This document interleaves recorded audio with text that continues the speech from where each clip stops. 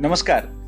युवा मनवंतर आणि कल्पक विद्यार्थी समूह यांच्या संयुक्त विद्यमाने आयोजित 94व्या अखिल भारतीय मराठी साहित्य संमेलनाचे अध्यक्ष पद्मविभूषण डॉक्टर जयंत नारळीकर यांच्या विज्ञान आणि साहित्य या दोन्ही क्षेत्रातील योगदानाचा थोडक्यात परिचय करून देणाऱ्या विज्ञानाशी जोडू नाते या आगळ्या वेगळ्या उपक्रमात आपणा सर्वांचे हार्दिक स्वागत.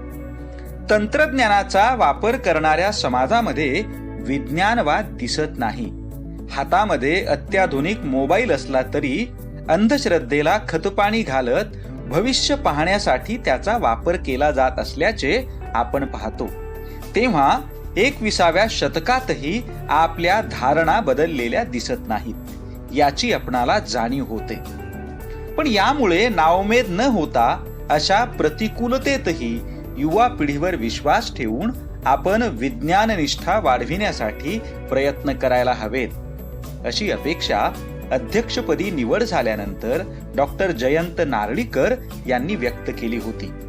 कोरोना संसर्गाच्या वाढत्या प्रादुर्भावामुळे भले हे संमेलन स्थगित करावे लागले असेल, परंतु विज्ञान निष्ठेच्या प्रसाराचे काम मात्र अखंडपणे चालू राहणे अनिवार्य आहे. या भावनेतूनच मानव्य विद्या शाखेतील विद्यार्थ्यांना नारळीकरांच्या वैज्ञानिक योगदानाचा परिचय व्हावा आणि विज्ञान शाखेतील विद्यार्थ्यांना त्यांच्या साहित्यिक रूपाचा परिचय घडावा या हेतूने 4 भागांची ही मालिका आपणासमोर घेऊन आलो आहोत. अर्थात नारळीकरांच्या बहुआयामी योगदानाचा परिचय करून देणे ही मोठी अवघड जबाबदारी आहे. एका अर्थाने ते शिवधनुष्यच आहे. म्हणून एक वेळ ते लगेच उचलता आले नाही तरी हरकत नाही, पण निदान त्या दिशेने प्रयत्न करत राहायला हवेत अशी या उपक्रमामागील आमची प्रामाणिक भावना आहे. मनमोकळी दाद देऊन आपण आमच्या या धडपडीला उत्स्फूर्त प्रतिसाद द्याल अशी अपेक्षा करतो. धन्यवाद. नमस्कार. अखिल भारतीय मराठी साहित्य संमेलन 94 या साहित्य संमेलनाच्या अध्यक्षपदाच्या धुरा कोणाकडे द्यायची अशी चर्चा सुरू झाली. कारण हे अध्यक्षपद म्हणजे खूप महत्त्वाची जबाबदारी असते. हे मराठी साहित्य संमेलन आणि त्याचं अध्यक्षपद किती महत्त्वाचं असतं, किती मोठं असतं हे तुम्हाला काही सांगायची गरज नाही. मग या नाशिक येथे होणाऱ्या 94व्या अध्यक्षपदाची धुरा कुणाकडे द्यायची अशी चर्चा, प्रश्न निर्माण झाले असता शेवटी डॉक्टर जयंत नारळीकर यांच्या नावावर शिक्कामोर्तब करण्यात आला. त्यांना ती जबाबदारी सोपवण्यात आली. परंतु कोरोना नावाच्या विषाणूने महाराष्ट्रभर थैमान घातलेला असताना, जगभरामध्ये हाहाकार वाजलेला असताना हे साहित्य संमेलन होईल काय असे प्रश्न निर्माण झाले आणि शेवटी हे साहित्य संमेलन रद्द झालं. हे साहित्य संमेलन याच महिन्याच्या शेवटच्या काही दिवसामध्ये नाशिक येथे पार पडणार होतं, अर्थात मार्चमध्ये. परंतु हे साहित्य संमेलन रद्द जरी झालेलं असलं तरी त्या साहित्य संमेलनाची अध्यक्षपदाची धुरा ज्यांच्यावर सोपवण्यात आलेली होती, ज्यांची नेमणूक अध्यक्षपदासाठी करण्यात आलेली होती, ते म्हणजे डॉक्टर जयंत नारळीकर. हे खूप मोठे खगोलशास्त्रज्ञ, भारतीय खगोलशास्त्रज्ञ आहेत. ते संशोधनाचं कार्य मोठ्या प्रमाणात करत असतात, हे प्रत्येकालाच माहीत आहे. मग तुम्ही असं म्हणाल की शास्त्रज्ञाला, एखाद्या वैज्ञानिकाला मराठी साहित्य संमेलनाचा अध्यक्ष का बरं केलं, तर याचं उत्तर मी आज तुम्हाला देणार आहे. कारण त्यांच्या हस्ते लिखित, त्यांनी एक लेखक म्हणून, एक साहित्यिक म्हणून केलेलं कार्य जे आहे त्या कार्याच्या पुस्तकावरच मी आज बोलणार आहे. अर्थात समग्र जयंत नारळीकर या पुस्तकाचा परिचय मी तुम्हाला करून देणार आहे. मी प्रथमेश परमेश्वर तेलंग, यशवंत महाविद्यालयाचा माजी विद्यार्थी, या जयंत नारळीकरावरील विशेष सिरीजमध्ये त्यांच्या या पुस्तकाचा परिचय तुम्हाला करून देत आहे. पुस्तकाचा परिचय करून देण्याच्या अगोदर तुम्हाला जयंत नारळीकर कोण आहेत किंवा त्यांचा परिचय माझ्या पद्धतीनं मी सांगण्याचा प्रयत्न करेन. जयंत नारळीकरांचं पूर्ण नाव डॉक्टर जयंत विष्णू नारळीकर आहे.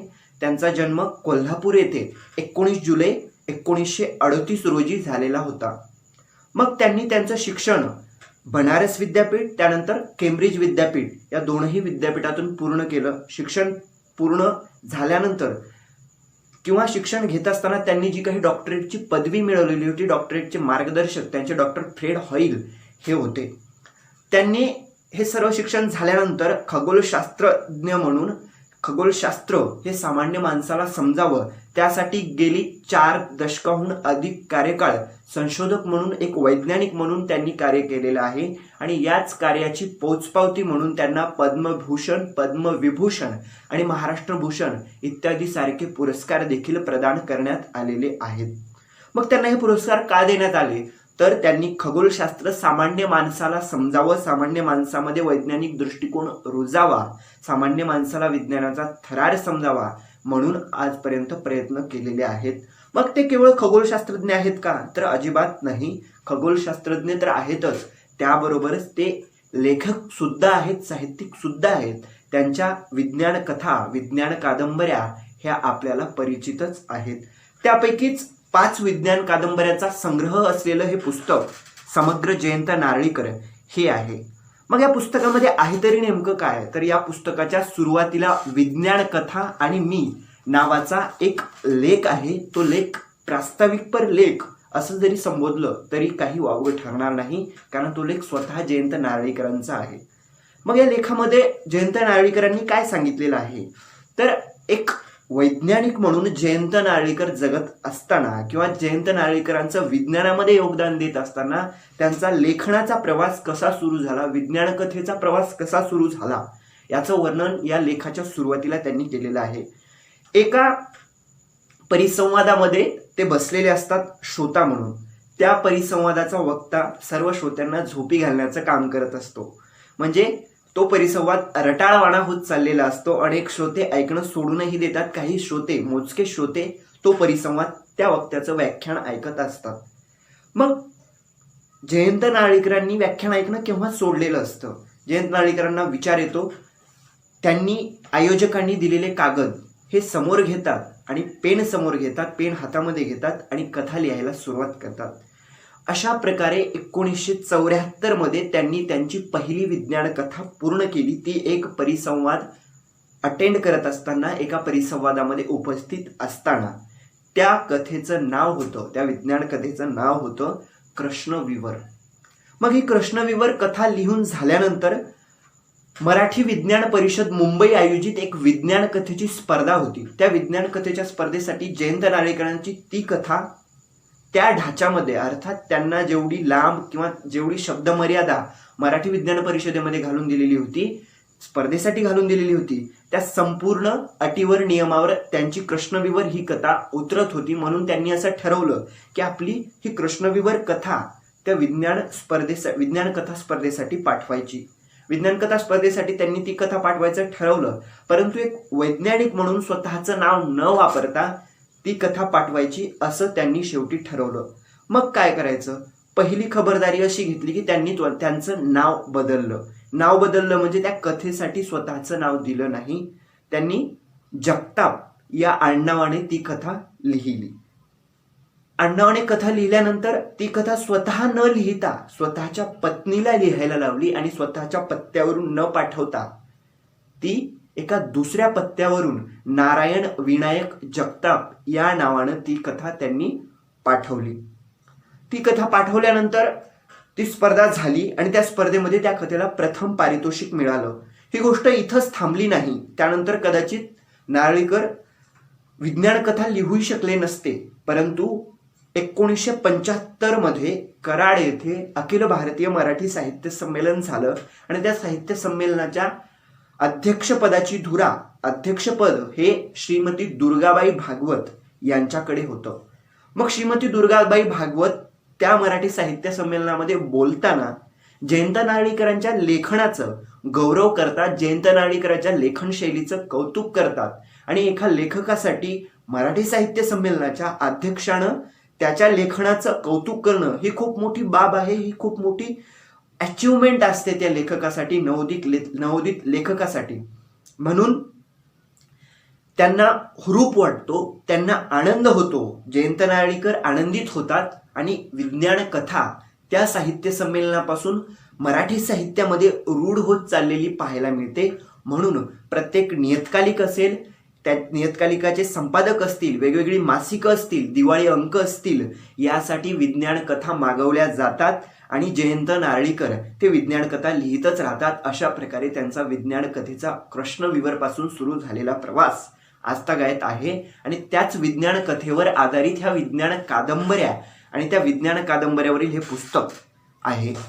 मग जयंत नारळीकर पुढे विज्ञान कथा आणि मी या पुस्तकाच्या सुरुवातीला असलेल्या या लेखामध्ये सांगतात की मी विज्ञान कथा का लिहितो, तर एक विरंगुळा म्हणून दररोजच्या संशोधनातून वेळ मिळाल्यानंतर मी विज्ञान कथा लिहित असतो. समाजामध्ये वैज्ञानिक दृष्टिकोन रुचावा आणि तो दृष्टिकोन रुजण्यासाठी आधुनिक जग कसं आहे किंवा आधुनिक विज्ञान कशी प्रगती करत आहे हे सामान्य वाचकाला कळावं यासाठी ते विज्ञान कथा लिहितात. त्याबरोबरच एक सामान्य वाचक वैज्ञानिक दृष्टिकोन किंवा वैज्ञानिक गोष्टींचा थरारकारी रोमांच अनुभवू शकत नाही, त्यासाठी त्यांनी तो अनुभवावा, भलेही तो वाचनाच्या माध्यमातून असेल. त्यासाठी मी विज्ञान कथा लिहितो असं या लेखामध्ये ते स्पष्ट करतात. लेखाच्या शेवटी त्यांना विज्ञान कथा लिहिण्यासाठी कसा वेळ मिळतो हे सांगत असताना एक त्यांनी उदाहरण दिलेलं आहे.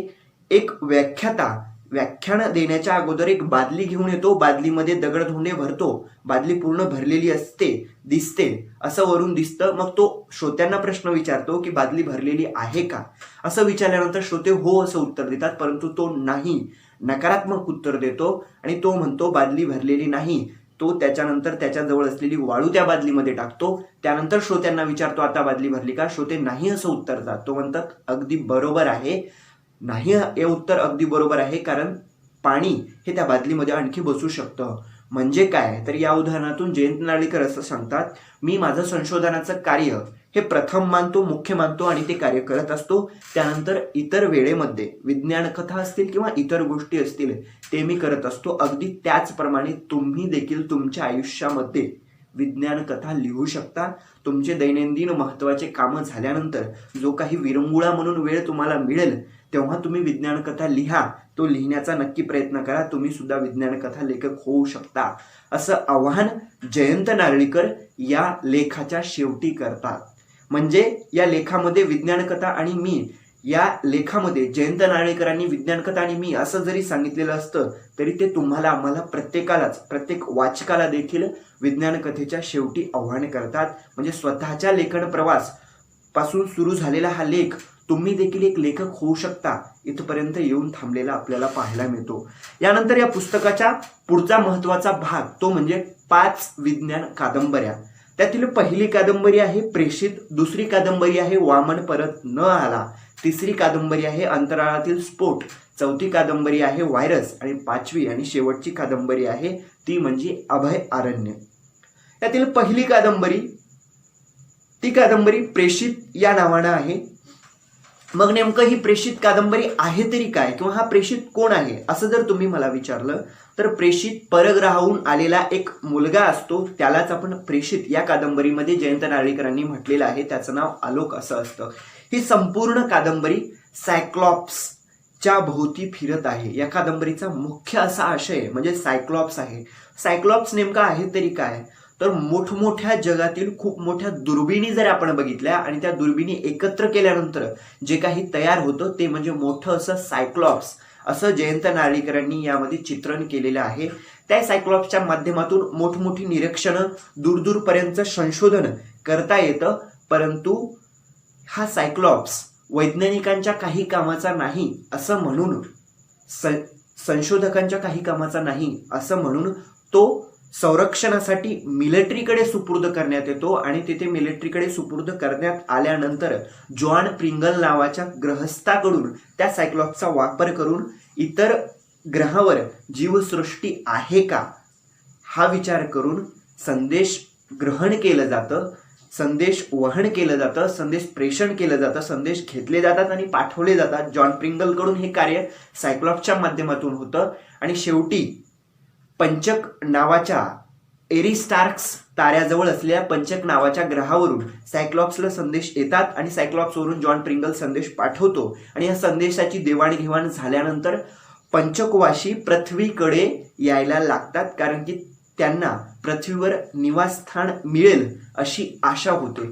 परंतु पुढे अंतराळामध्ये काहीतरी संकट येतं, त्यांच्या अंतराळयानाला संकट येतं आणि ते सर्व पंचकवाशी पृथ्वीवर येऊ शकत नाहीत. म्हणून छोटा असलेला आलोक, पुढे त्याला आलोक असं नाव ठेवण्यात आलं, त्या छोट्या बाळाला ते पंचकवाशी पृथ्वीवर पाठवून देतात.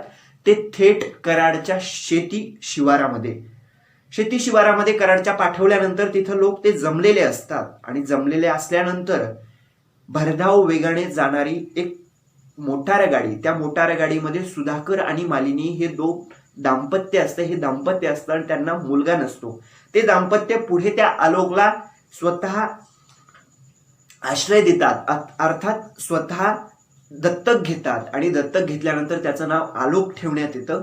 आलोक हा प्रचंड बुद्धिवान असतो, प्रचंड वेगवान असतो, कारण की इतर मुलांची प्रगती आणि आलोकची प्रगती यामध्ये डॉक्टर साळुंखे यांना काहीतरी वेगळंच दिसून येतं. ते सांगताना असं म्हणतात की एखादं रिकामं भांडं आणि एखादं अर्ध भरलेलं भांडं यामध्ये जेवढा फरक आहे, अगदी त्याचप्रमाणे एखादी सामान्य मुलगा आणि आलोक यांच्यामध्ये फरक आहे आणि तसं जाणवायला देखील लागतं. आलोकची एकंदर परिस्थिती पाहिली किंवा आलोकची एकंदर बुद्धिमत्ता पाहिली तर ती असामान्य असते. यामुळेच आलोक थेट वाराणसीपासून ते अगदी अमेरिकेतील स्पेस अकॅडमीमधील अंतराळ तज्ज्ञ होण्याचा प्रवास पूर्ण करतो. आणि मग आलोकला जे काम असतं ते म्हणजे पंचकावर संदेश पाठवायचे, तो देवाणघेवाण करतो.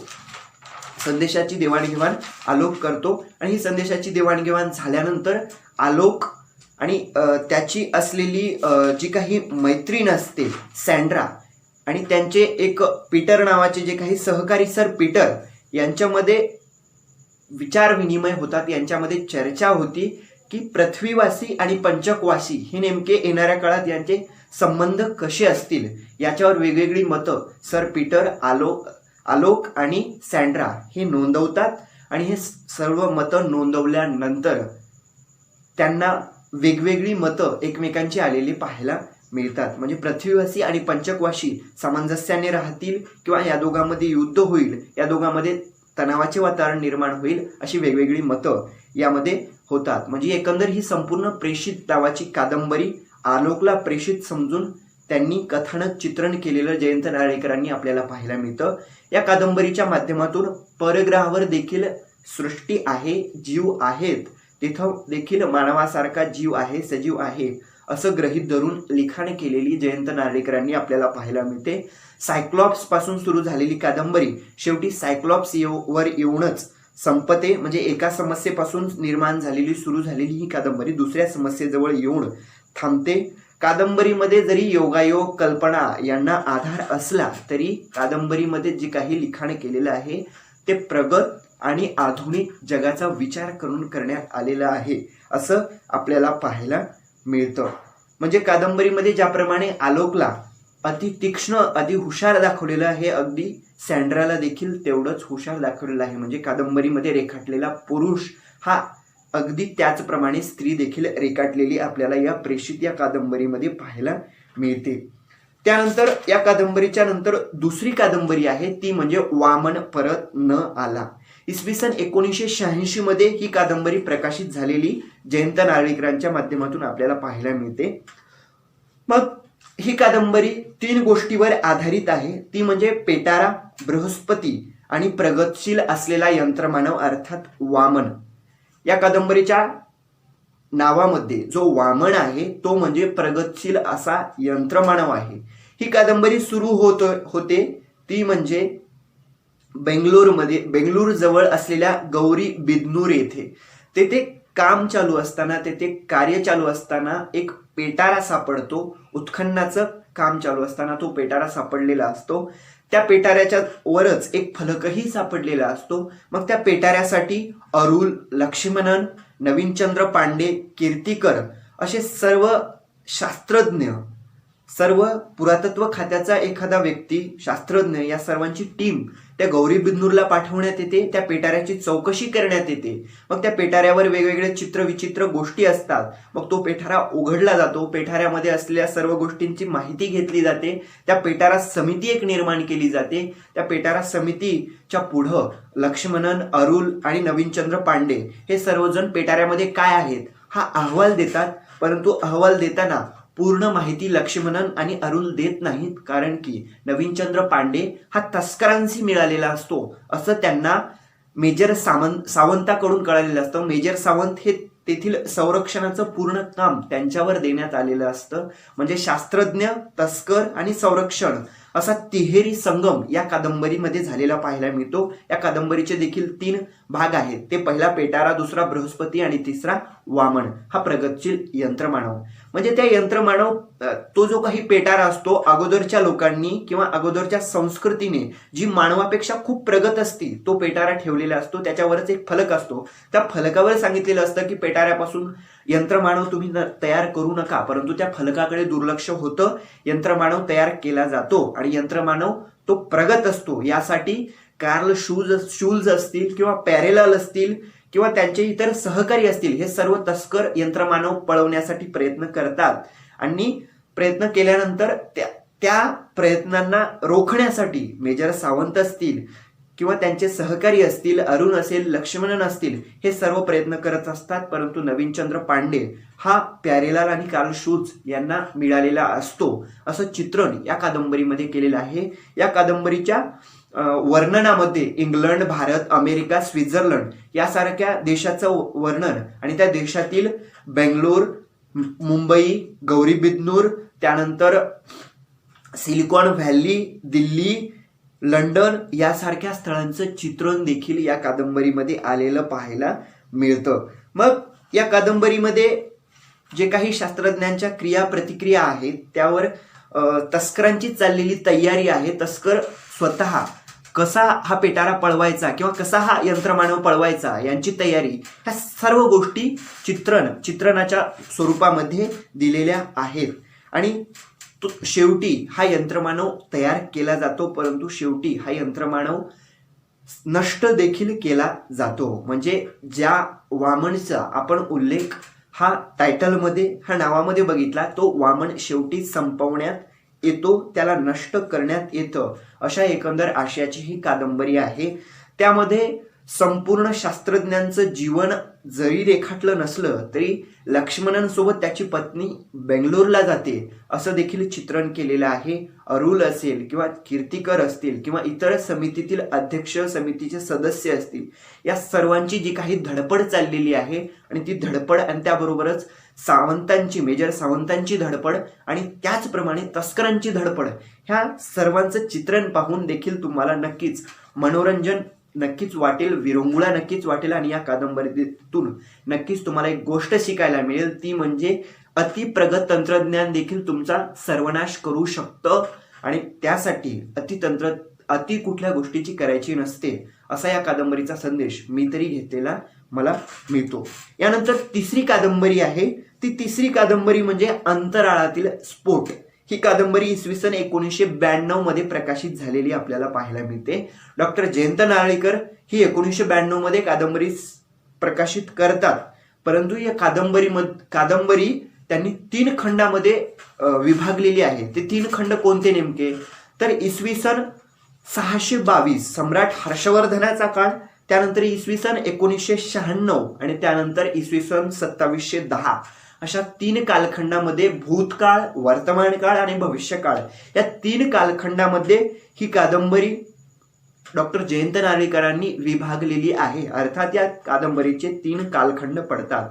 म्हणजे अंतराळातील स्फोट या जर आपण नावाकडे बघितलं तर तुम्हाला नक्कीच एक आशय समजेल या कादंबरीचा, तो म्हणजे की काहीतरी स्फोट झालेला असावा आणि त्यावर कथानक, त्यावर आशय या कादंबरीमध्ये असावा. अगदी बरोबर. त्याचप्रमाणे सम्राट हर्षवर्धनाच्या काळामध्ये ताऱ्यांचा झालेला स्फोट आणि त्यानंतर वर्तमान काळामध्ये त्यावर झालेला विचार आणि जो काही पृथ्वीवर होणारा परिणाम आहे, त्या परिणामातून पुढे सर्वनाश झाल्यानंतर, विनाश झाल्यानंतर पुन्हा नवनिर्मितीची पहाट कशी निर्माण करता येईल आणि ह्या सर्व गोष्टीवर विजय मिळवून पुन्हा एकदा नवनिर्मिती कशी करता येईल याचं वर्णन, याचं कथानक डॉक्टर जयंत नारळीकरांनी या कादंबरीमध्ये केलेलं पाहायला मिळतं.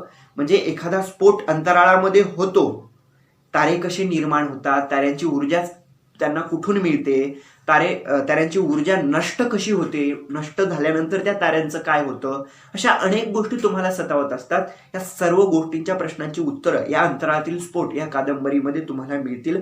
प्रत्येक कालखंडात जे काही 3 कालखंड या कादंबरीमध्ये दिलेले आहेत, त्या प्रत्येक कालखंडामध्ये 2 मुख्य पात्र दिलेली आहेत आणि त्या 2 मुख्य पात्राभोवती इतर त्यांना लागणारी पात्र भोवताली सांगितलेली आहेत. आणि यामधूनच रोहित सारखा ज्ञानपिपासू पात्र या कादंबरीमध्ये उभारलेलं, चित्रित केलेलं, त्याचं कथानक केलेलं, चित्रण केलेलं डॉक्टर जयंत नारळीकरांनी आपल्याला पाहायला मिळतं. म्हणजे एखादा अंतराळामध्ये स्फोट सम्राट हर्षवर्धनाच्या काळात होतो आणि ते ताम्रपटाच्या माध्यमातून लिहून ठेवलं जातं, ते वर्तमान काळामध्ये सापडतं, त्यापासून पृथ्वीला धोका आहे असं चित्रण केलं जातं. आणि धोका जरी असला, नाश जरी असला, तर इसवी सन 2710 मध्ये नवचैतन्याची पहाट कशी निर्माण होईल आणि ती कशी निर्माण झाली याचं चित्रण एकंदर या कादंबरीमध्ये अंतराळातील स्फोट जयंत नारळीकरांनी केलेलं पाहायला मिळतं. ही कादंबरी एकामागच्या एक घटनेवर, म्हणजे एखादी साखळी असते, अगदी त्याचप्रमाणे ही कादंबरी पुढे पुढे पुढे पुढे 3 खंडामध्ये गेलेली पाहायला मिळते. म्हणजे स्थळ, काळ, वेळ ह्या सगळ्या गोष्टी जरी बदलल्या तरी तेवढ्याच ताकदीची जी काही व्यक्तिरेखा आहे प्रत्येक कालखंडामध्ये जयंत नारळीकरांनी 622, 1996 आणि 2710 या 3ही कालखंडामध्ये या कादंबरीच्या माध्यमातून चित्रित केलेली आपल्याला पाहायला मिळते. म्हणजे या कादंबरीच्या माध्यमातून आपल्याला अंतराळातील स्फोट हा तर समजूनच येईल, परंतु आयुष्यामध्ये चढ उतार आले तरी आपण एक नवीन जीवन कसं सुरुवात करायचं हे देखील या विज्ञान कादंबरीच्या माध्यमातून मला वाटतं आपण घेण्यासारखा संदेश नक्कीच आपल्याला मिळेल आणि तो आपण घेतला पाहिजे. यानंतर चौथी जी कादंबरी आहे ती चौथी कादंबरी, या कादंबरीचं नाव आहे व्हायरस. व्हायरस म्हटलं की आत्ताची सद्य परिस्थिती आपल्याला आपल्या समोर येते, ती म्हणजे कोरोनाला आपण व्हायरस म्हणत असतो. यासारखे अनेक व्हायरस, कोरोना असेल, HIV असेल, यासारखे अनेक व्हायरस आज या जगामध्ये आपल्याला पाहायला मिळतात. परंतु या सर्व व्हायरसच्या पलीकडे जाऊन, ह्या रोगजंतूंच्या पलीकडे जाऊन एक व्हायरस असतो, तो म्हणजे संगणकात असणारा व्हायरस, संगणकामध्ये येणारा व्हायरस. अगदी याच संगणकातील व्हायरसवर आधारित ही व्हायरस कादंबरी आहे आणि याच व्हायरसला मुख्य आशय ठेवून, मुख्य विषय ठेवून ही कादंबरी लिखाण डॉक्टर जयंत नारळीकरांनी केलेलं आपल्याला पाहायला मिळतं. मग या व्हायरसची निर्मिती कशी झाली, हा पृथ्वीवरील संगणकामध्ये कसा आला, तो इतर ग्रहावरून आला का, त्यानंतर त्याचा संपूर्ण छडा लावण्याचं काम या व्हायरस कादंबरीमध्ये वैज्ञानिक शास्त्रज्ञ हे करत असतात. त्यांना यश मिळतं असं हे कथानक, असा आशयाचं कथानक या व्हायरस कादंबरीमध्ये आपल्याला पाहायला मिळतं. म्हणजे आपल्या संगणक प्रणालीमध्ये विषाणू सोडून परग्रहावरील सजीवांनी आक्रमण केलेलं आहे, ते आक्रमण नकळत आहे असं शास्त्रज्ञांना, पृथ्वीवासियांना कळतं. तो त्याचा छडा लावतात आणि छडा लावल्यानंतर त्या व्हायरसचा प्रतिबंध, म्हणजे ज्या पृथ्वीजवळील शेजाऱ्यांपासून सुरू झालेली ही कादंबरी, ती त्या खोडसळ शेजाऱ्यांचा प्रतिबंध, त्या खोडसळ शेजाऱ्याचा जो काही शेवट करण्यापर्यंत ही कादंबरी संपलेली आपल्याला पाहायला मिळते. या कादंबरीमध्ये वेगवेगळ्या राष्ट्रातील जीवन विस्कळीत होऊ लागते. त्यानंतर राष्ट्रीय कारवाया, त्या छडा लावण्याचा प्रयत्न सर्व राष्ट्रातील शास्त्रज्ञ, वैज्ञानिक, त्या राष्ट्रातील संरक्षक तज्ज्ञ, लष्करी तज्ज्ञ हे सर्वजण करत असतात. हा व्हायरस कुठून आला, या व्हायरसचं नेमकं किती गांभीर्य आपण घेतलं पाहिजे आणि या व्हायरसशी कसा आपण सामना केला पाहिजे असं कथानक या कादंबरीमध्ये आहे. अगदी त्याचबरोबर गुरुत्वाकर्षणाचा कालमापनावर होणारा परिणाम, बर्नार्ड ताऱ्याजवळ ग्रहाचा शोध, परग्रहावर जीवसृष्टीचा शोध, अशा कार्यात जागतिक शास्त्रज्ञाच्या बरोबरीने वेळप्रसंगी त्यापेक्षाही सरस असं कार्य भारतीय शास्त्रज्ञ करत असतात, भारतातील शास्त्रज्ञ करत असतात असं कथानक मुद्दाम होऊन डॉक्टर जयंत नारळीकरांनी या कादंबरीमध्ये केलेलं आपल्याला पाहायला मिळतं. म्हणजे त्यांना असं सांगायचं आहे की भारतीय शास्त्रज्ञ हे कुठेही कमी नाहीत असं कथानक, असं चित्रण या व्हायरस कादंबरीतून, याच्या माध्यमातून डॉक्टर जयंत नारळीकरांनी केलेलं आहे. जगातील महाकाय दुर्बिणी, त्यांची कार्यपद्धती, या सर्वांचे चित्रण देखील या कादंबरीमध्ये झालेलं आपल्याला पाहायला मिळतं. ही देखील कादंबरी वाचण्यायोग्य आहे, आपण ती वाचलीच पाहिजे. म्हणजे माणसाच्या आंतरसंबंधाची जाण ह्या व्हायरस या कादंबरीमधून देखील व्यक्त झालेली असली. म्हणजे व्हायरस जरी हा संगणकीय असला, संगणकाचं यंत्राचं हे सगळं जरी कथानक असलं तरी त्यामध्ये माणसामध्ये कशी देवाणघेवाण आहे, माणसामध्ये कशी भावनांची जी काही जाण आहे ती या कादंबरीच्या माध्यमातून तुम्हाला आम्हाला पाहायला मिळते. ही कादंबरी अशा प्रकारे आपल्याला जयंत नारळीकरांनी उपलब्ध करून दिलेली, लेखन केलेली आपल्याला पाहायला मिळते. या कादंबरीचा शेवट इथे झालेला पाहायला मिळतो आणि या पुस्तकाचा शेवट म्हणजे शेवटची कादंबरी ती म्हणजे अभय अरण्य. ही कादंबरी आपल्याला एका छोट्या छोट्या घटनामध्ये, छोट्या छोट्या कथामध्ये दिलेले पाहायला मिळते. म्हणजे पहिली प्रेषित ही कादंबरी ज्याप्रमाणे 20 छोट्या छोट्या कथामध्ये विभागलेली आहे, अंतराळातील स्फोट ही 3 खंडामध्ये विभागलेली आहे, अगदी त्याचप्रमाणे ही शेवटची कादंबरी असलेली अभयारण्य ही देखील छोट्या छोट्या कथामध्ये विभागलेली आहे. म्हणजे पृथ्वीवर जीवसृष्टी कशी निर्माण झाली, तिचा आदिमानवापासून ते प्रगतशील मानवापर्यंतचा प्रवास हा कसा पूर्ण झाला, वेगवेगळे शोध कसे लागले, शोध करत असताना किंवा शास्त्रज्ञाला त्या शोधाची जाण होत असताना त्यांनी केलेली निरीक्षणं कोणती, अशा एकंदर घटना या अभयारण्य कादंबरीमध्ये दिलेल्या आहेत. कर्टक आणि दमनक यांच्या कथेपासून सुरुवात झालेली ही कादंबरी पुढे हळूहळू आईन्स्टाईन, न्यूटन, जेम्स वॅट आणि टंबू असा आदिमानव या सगळ्या कथामध्ये झालेली आहे. म्हणजे अग्नीचा शोध टंबूसारख्या आदिमानवाला कसा लागला, त्यानंतर मनुसारखा आदिमानव पृथ्वीवर येणारं एखादा धूमकेतू जवळून पृथ्वीपासून जात आहे म्हणून येणारं जे काही जलसंकट आहे, संपूर्ण पृथ्वी जलमय होती, तेव्हा त्या मनुला झालेली आकाशवाणी असेल आणि त्या आकाशवाणीचा वापर करून त्या आकाशवाणीला खरं समजून मनूनं त्याच्या काही अनुयायांना सोबत घेऊन तयार केलेली नाव असेल आणि त्या नावेच्या माध्यमातून त्यानं सोबत काही सजीव प्राणी असतील, सोबतचे अनुयायी असतील, मोठी नाव तयार करून या सर्वांना जगवलेलं असेल. त्यानंतर जेम्स वॅटला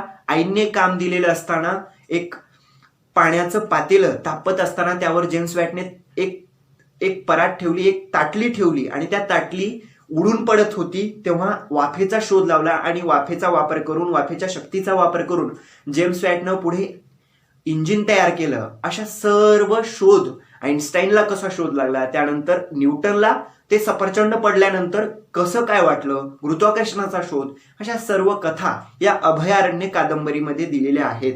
म्हणजे आदिमानवापासून ते प्रगतशील मानवापर्यंतचा प्रवास या कादंबरीमध्ये त्यांनी कथानक असा दिलेला आहे. त्याचं चित्रण या कादंबरीमध्ये त्यांनी केलेलं पाहायला मिळतं. मग त्याचबरोबर औद्योगिक क्रांती होत होती आणि या औद्योगिक क्रांतीच्या माध्यमातून प्रदूषण वाढत होतं. त्यामध्ये चार्ल्स लिंडसे यांनी प्रदूषणाविषयी केलेलं त्या काळामध्ये केलेलं भाषण किंवा त्या काळामध्ये केलेलं प्रबोधन देखील या कादंबरीच्या माध्यमातून केलेलं आहे. म्हणजे कुठलीही गोष्ट अति झाली की त्याची माती होते.